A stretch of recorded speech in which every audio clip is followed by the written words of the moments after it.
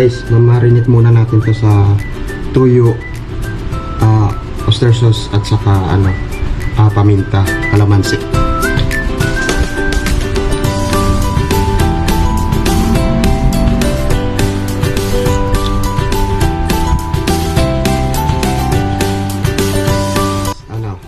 Kalamansi. Sa malinis mo kamay ko. Guys, habang nag-aantay tayo ng marinate na sikasuhin muna natin yung mga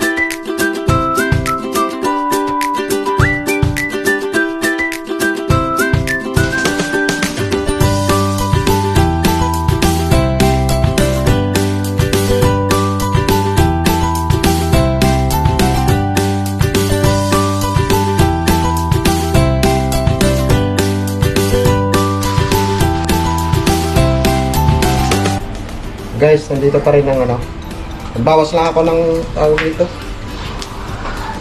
Nagbawas lang ako ng mantika kasi dito pa rin nag-design kasi dito yung lasa ng ng pinirito natin.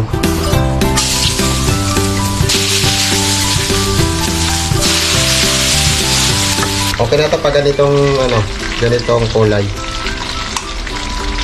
Salin na natin sa sa ibang lagayan.